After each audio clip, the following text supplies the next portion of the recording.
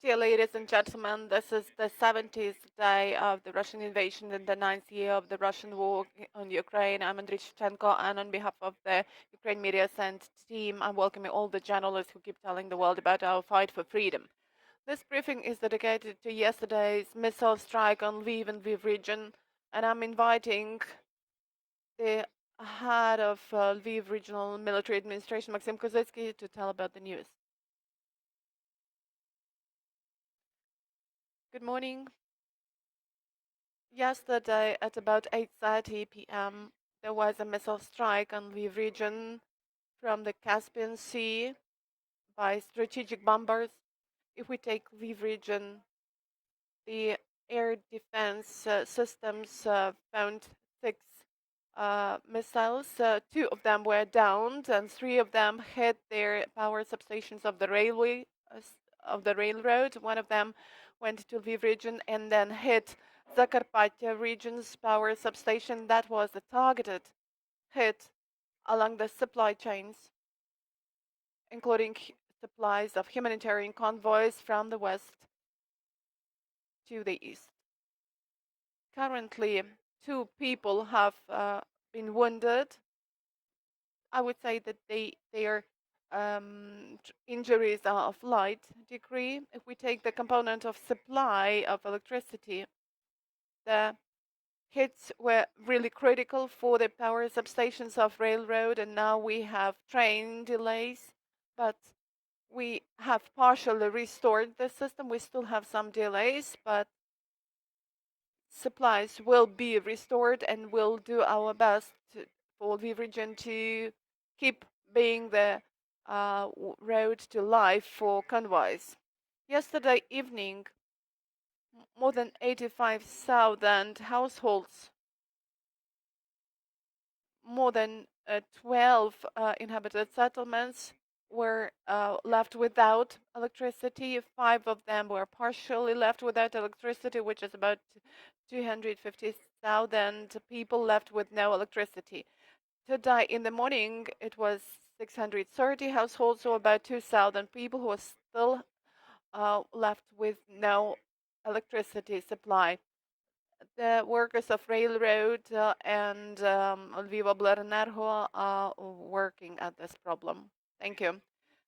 Andriy Sadovyi, the city mayor of Lviv. Let me add a couple of words about the health condition of our citizens. So the first victim is 58 years old from the Zakarpattia region, and the explosion wave actually hit him to the wall. He was hit at the breast, and there was a problem with lungs, disruption of lungs, and after the surgery, there is no threat to life. The other one is 24 years old. He has got shrapnel wounds of the limbs, of arms and legs. Again, he's been operated. The fragments have been removed, but one more surgery will be needed. But there is no threat to his life. Taking into account the hits, the strikes on Lviv, we had major problems with critical infrastructural facilities, and you know about the electricity supply problems. We had to switch to autonomous supply.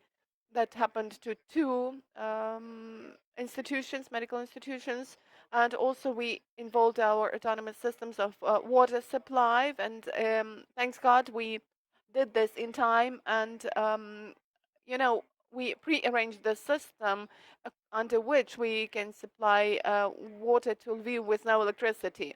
Currently, as far as supplies to pump stations and to hospitals is concerned, they are working in their ordinary mode. The utility services have been working very well. They are working now, since we have a lot of problems with windows broken, and I was really frustrated myself because in the area of the strike there is a large garage cooperative, and the explosive wave just removed the locks, the doors. It's awful.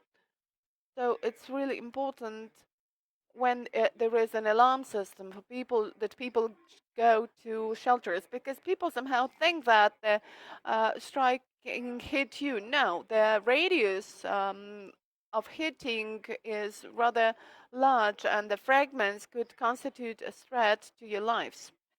Let me express my gratitude to all the emergency service workers. They are great.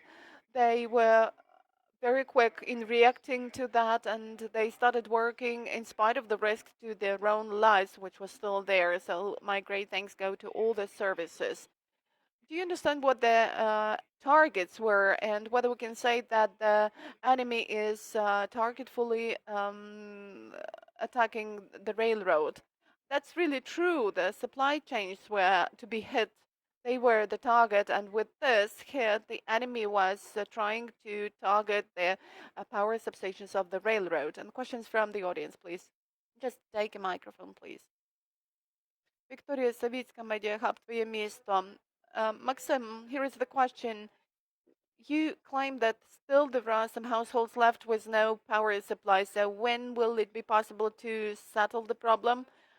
And are you working at any alternatives for Lviv to really remain this hub and for us not to have any more logistics problems? Thank you for the question.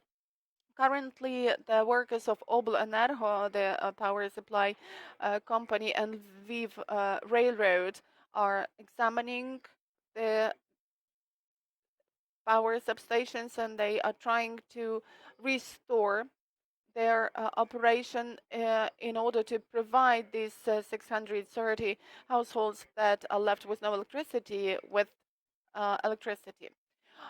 I would like to once again express my gratitude to the people who were trying to extinguish the fire, and within a very short period of time, they reduced the figure from 85,000 to 630. It really depends on the equipment and on the spare parts that they have, and it depends on the possibility of using reserve lines, transmission lines. Fires were finally extinguished in the morning, but I think that the problem with power supply will be settled in the nearest future to provide all households with power. As far as logistics is concerned, we have involved all possible options and all the reserves to keep on movement of trains, and we have some delays, but still trains are moving. And the question to the mayor: how long did it take to extinguish the fire? How many people and equipment items were involved? And what about the situation in Lviv? We know that there were problems with water supply, power supply. Have all the problems been settled? And if no, then how much time it will take to solve all these problems? And you have actually shared the information about the victims. Well, if we speak about those targeted hits, you must understand that they were targeted at civil infrastructure. Women and children staying in hospitals have nothing to do with this. But all of a sudden, power stops being supplied, and the resuscitation equipment and artificial lung feeding devices stop working. It's great that we managed to start using autonomous supply, but if we fail to do this, that would be critical for their lives.